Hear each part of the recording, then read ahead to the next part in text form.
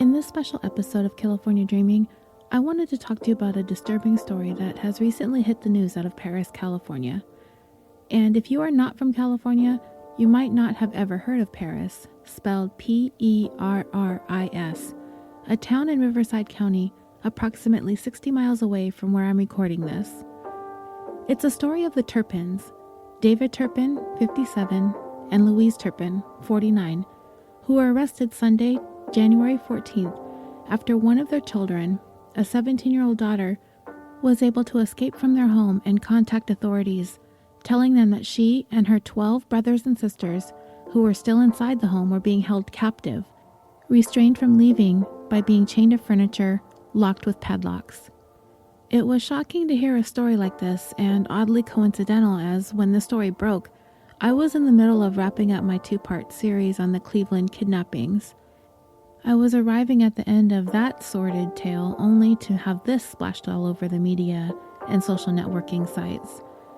Just when you thought you had seen the worst of the worst in the case out of Ohio, something like this happens that almost makes the Cleveland kidnapper seem like a lightweight. 13 kids, you guys, ranging in age from 2 to 29. The one who had escaped managed to climb through a window and dialed 911 with the cell phone she was able to find in the house.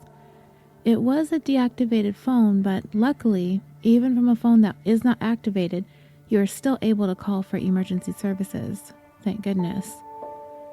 The first responding officers who answered the call made contact with the 17-year-old, who appeared to them to be extremely malnourished and emaciated, and according to their reports looked to be no more than 10 years old. They first thought they were answering a call about 13 children being locked in the home, but they were shocked to find that 7 of them were adults, ranging in age from 18 to 29. When they entered the home, they found the conditions inside to be terribly hazardous and uninhabitable. They described the home as very dark and foul-smelling, and everyone, all 12 of the hostages inside, were filthy and malnourished, and officers witnessed some of them still chained with padlocks. They were immediately given food and drinks, and both Child Protective Services and Adult Protective Services were called in to assist with the intervention. The 7 adults were taken to Corona Regional Medical Center, and the 6 minors were taken to Riverside University Hospital for assessment and treatment. The Turpins, who were home at the time police knocked on their door, were immediately taken into custody on charges of torture, abuse, child abuse, and false imprisonment. And when they were first questioned about the conditions their children were being held in, the couple really had no logical explanation, as if there is one. They are currently in custody, unable to make the $13 million bail, $1 million for each child and adult being held captive. And the details that are beginning to emerge are horrendous. The District Attorney of Riverside County, Mike Hestron, spoke to the media at a press conference on January 18th about the charges that had been filed earlier in the day against the Turpins.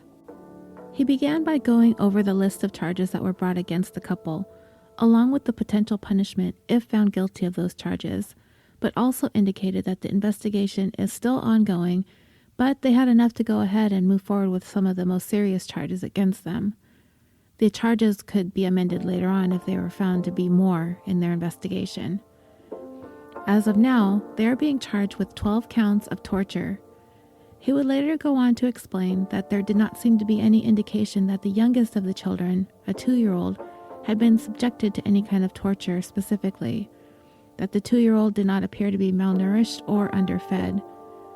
There is one charge against David Turpin of a lewd act upon a child by force, fear, or duress. He did not elaborate on which child he is being accused of committing this lewd act against, only that it was in regards to one of the children under the age of 14, and that there was something that he had done or a way that he had touched the child in a way that was inappropriate. There are 7 charges of abuse of a dependent adult and 6 counts of child abuse and neglect, along with 12 counts of false imprisonment, and again, the 2-year-old not included in that specific charge. According to the district attorney, the charges are dated back to 2010 all the way to the present, and not only took place in their home in Perris, but also in a previous residence in Murrieta, California. If the Turpins are convicted on all charges as they are currently filed, they could face the possibility of a sentence of 94 years to life imprisonment. The district attorney then went on to talk about why these charges have been brought about against the Turpins, reminding those watching and in attendance at this press conference that they are doing everything that they can to ensure the safety of the victims and to protect them from any more victimization. He stated that the family were basically nocturnal, meaning that they all slept during the day and are awake all night. The assumption is that the couple purposely kept this routine in order to hide the family, hide all the children, and to keep the secrets of what was going on inside that home from prying eyes. All 13 of the victims and the 2 defendants would typically go to sleep around 5 in the morning, sleep through the day until the nighttime. According to what the victims described, beginning many years ago as a form of punishment, they were tied up, first with ropes. One of the victims described having even been hogtied.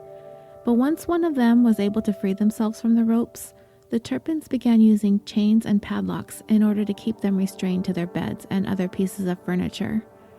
And these punishments would last for weeks, often months at a time. When police first arrived at the home responding to the 911 call, there were 3 victims still chained up, but the couple were able to unchain 2 of them before police actually gained entry into the home. While police were standing at the front door, an 11-year-old and a 14-year-old were being unchained, and once they were inside, they discovered a 22-year-old victim still chained to a bed. Based on evidence found in the home, it was apparent that the victims were not released from their locks and chains to be allowed to go to the bathroom. From that, it could be speculated that these 13 children and adults were left in extremely filthy conditions. The 17-year-old that escaped reported that she had been planning an escape with her siblings in order to try and free themselves of this abuse for approximately 2 years. She was able to escape through a window, and one of her siblings had actually gone with her, but became frightened and turned back and went back into the house. The abuse began prior to the family having lived in California, back when they were living in Texas. While in Texas, it seems the parents did not live in the same residence as their children. What they would do was drop off food on occasion, but that was the extent of it. The abuse intensified as time passed, but it also intensified after they moved to California. After doctors had a chance to examine the victims, it was immediately determined that they were all extremely malnourished. More specifically, they suffered from severe caloric malnutrition associated with muscle wasting, and the district attorney gave a couple of examples.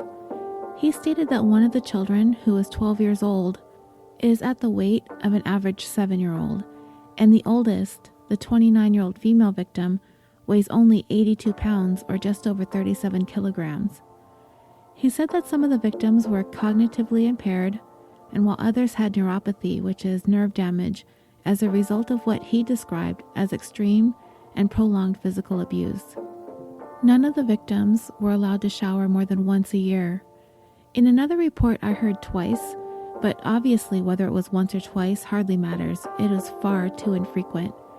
He stated that this ties into the kinds of abuse these children were subjected to, which included frequent beatings and strangulation even. For things such as while washing their hands, they would be subjected to punishment if they ran the water too high up their wrists and onto their arms because that was considered playing in the water. This type of infraction would call for these extreme physical punishments as well as being chained up. None of the victims had seen a doctor in more than 4 years, and none of them have ever seen a dentist.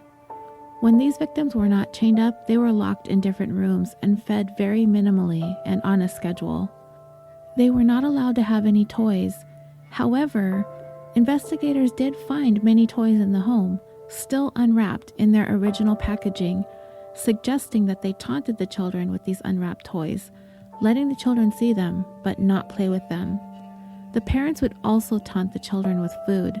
They would buy food for themselves, especially desserts and pastries like apple pies and pumpkin pies, and not allow the children to eat it, only look at it. They would set these items out on the table for them to see and smell, and none of them would be allowed a piece. The children were supposedly homeschooled, but they lacked even the most basic knowledge of things. They did not know what a police officer was, And when the 17-year-old who had escaped was asked if there was any medications in the home, she indicated that she did not know what medication was or what pills were. Just about the only thing the children were allowed to do while in their rooms or chained to the furniture was to write in journals. And there were hundreds and hundreds of journals that investigators are currently poring over, looking for some insight into what these children and adults were subjected to over the years. I am so curious as to what they're able to find written in the pages of those journals. The district attorney ended his statement by describing this case as a very complex one. They are handling it in a very sensitive manner, as they are fully prepared to seek justice for these victims, but they are doing everything that they can to conduct the investigation and subsequent prosecution in a way that protects the victims. They have been severely hurt and do not want to cause them any further damage, and their cases are being handled by the county's Victim Services Division, who are going to provide the children and adults with all of the long-term care that they're going to need in dealing with the issues that are as a result of the abuse and neglect that they have suffered. The goal is to ensure that they are not re-victimized, as well as helping them on moving forward as they heal from these traumas. There are some questions as to whether or not investigators are sure that the youngest of the children are in fact biologically the children of the couple, as Louise Turpin is 49 years old, meaning that she would have had the youngest child around the age of 47, which isn't unheard of, however, it is rare. But the DA said that those were some of the things that they were going to be looking into, and it was too soon to speculate. Another question that came up is, why? Why do this? Why hold your children captive and in these conditions? The district attorney said that he would be speculating, but sometimes these cases, what it comes down to is human depravity. That this is a case of severe emotional and physical abuse, and that amounts to nothing less than depraved conduct. So who are these people, the Turpins? Well, they are originally from a small town in West Virginia called Princeton. Louise Turpin's sister has spoken out since the news broke, and she discussed incidents of ongoing sexual abuse in their childhood and feels that that may have played a role in what Louise ended up doing to her own children.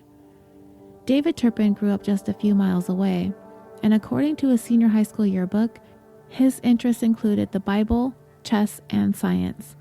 He was described as kind of nerdy and quiet. Their parents knew each other and attended the same church, and that's how they met. They started dating when he was 22 and she was 15, and within a year, they ran away from home from their families so they could be together and get married. Louise's mom did not approve of this relationship, and she wanted to press charges, but it seems her father wanted her to just be married before having sex, and so the couple were married in 1985. Louise Turpin's sister had said that she told her that she wanted to leave the family behind because of the past abuse. She needed to leave it and walk away. So they lived in Fort Worth until 1999, then in Rio Vista, Texas from 1999 to 2010. They then moved to Murrieta, California sometime in 2010 when their Texas home was foreclosed upon. And then they moved to Perris in 2014. When questioned about their former tenants, the owners of the Fort Worth home said the home was left so filthy that they had believed the Turpins had been hoarding animals while they were living there. Little did they know that it was because they were allowing their children to live in such deplorable conditions.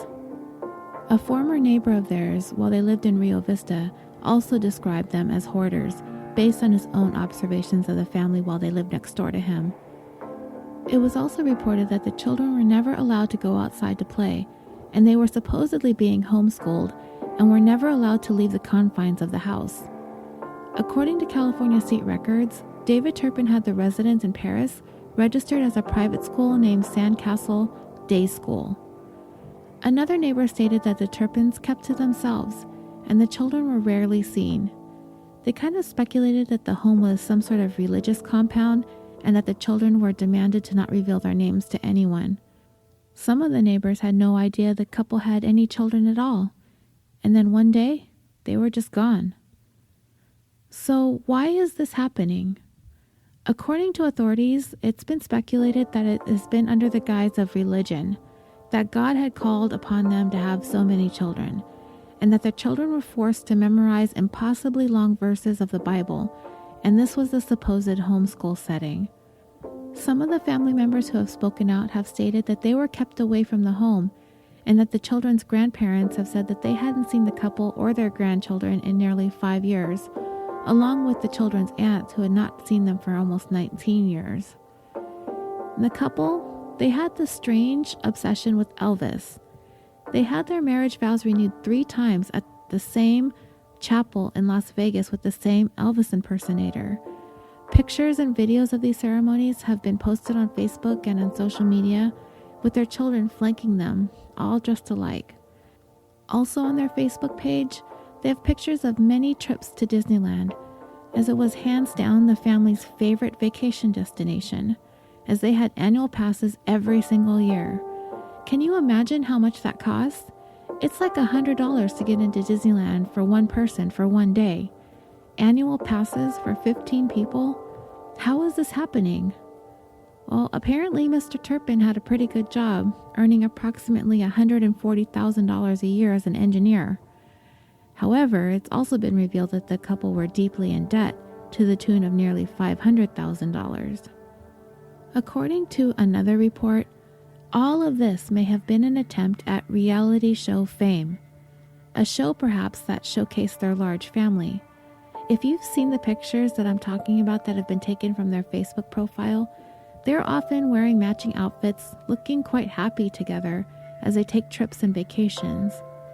According to Louise Turpin's brother, she was obsessed with shows like Kate Plus 8, and she had even gone so far to give the children's names that started with the letter J, similar to what the family had done on 19 Kids and Counting. Louise wanted the perfect reality show family, and a part of that aspiration involved the move to California to be closer to Hollywood.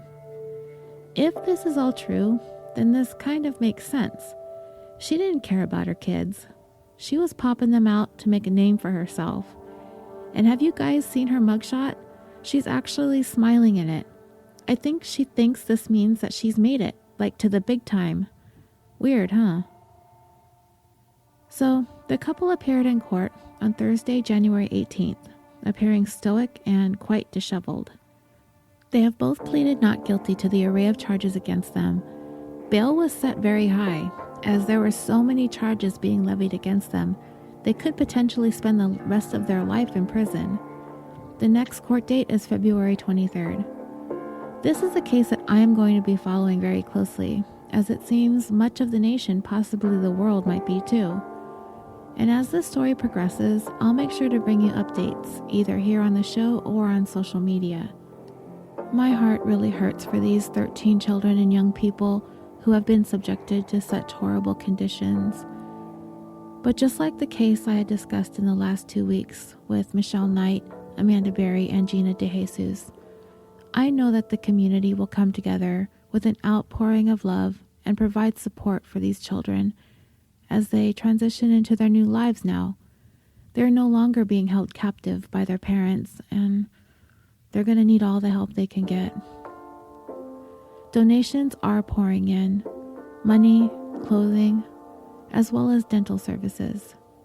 These are the best and brightest parts of stories like this.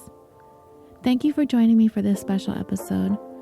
It is my first current event, and I hadn't really considered touching on breaking news like this, but the story is too big to not tell.